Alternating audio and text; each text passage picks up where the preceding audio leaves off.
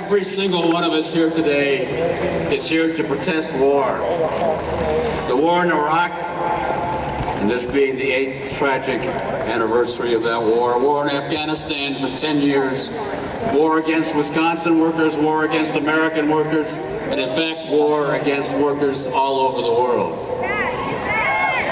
Now I'm proud that Wisconsin AFLCIO was one of the first state federations to call for an end to the war in Iraq back in 2005.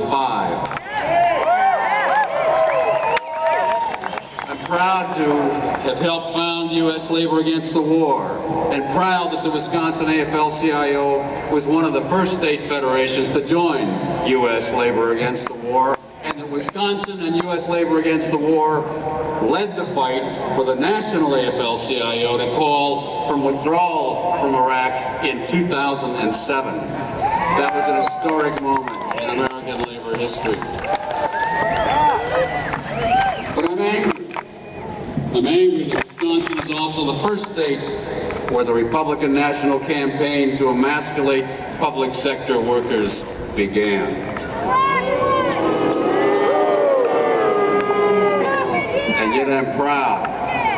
I'm proud that Wisconsin workers, union and non-union alike, along with farmers and students and clergy and small business owners, that all have rallied as never seen before to fight that attack on workers, and that we have an inspired, energized fight back across the country.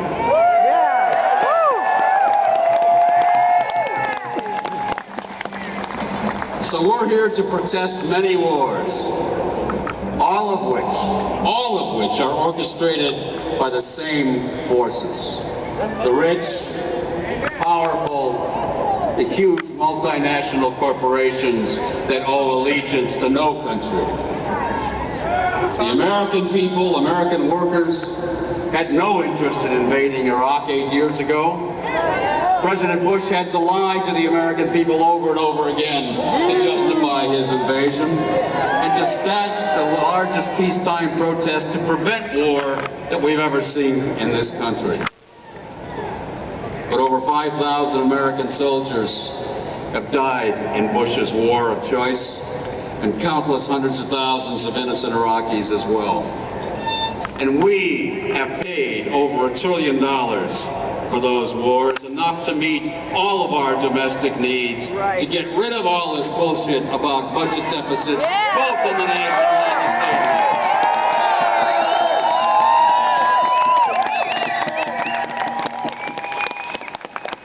And notice very carefully, Saddam Hussein had outlawed unions in Iraq, but that part of Iraqi law was not changed under the American occupation.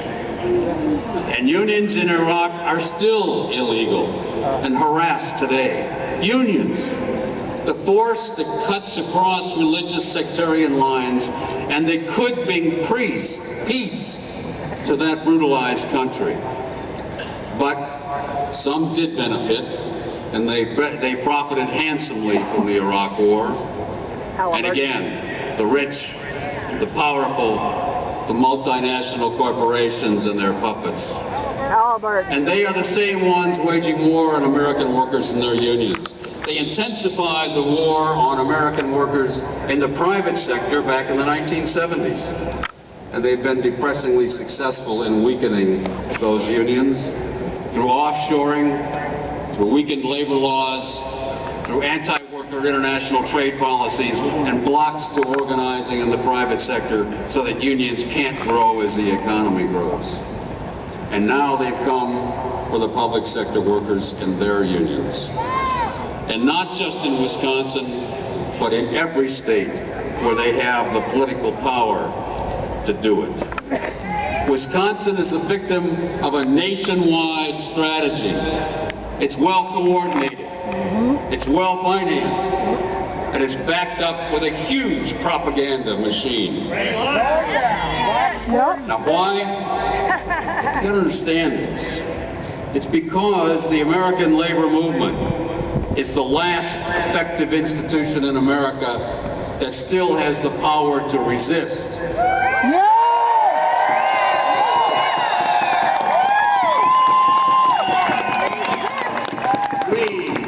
We are all that stands between them and unrestrained power. Sisters and brothers, there's a war on the workers in America, but we're resisting. We're resisting the wars abroad, and we're resisting the war at home. The war on the workers, and it's time that we started calling the shots. Solidarity!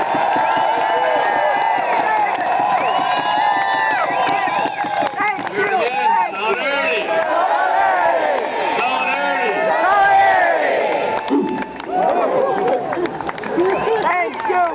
Brothers and sisters, I want to introduce my little brother, the current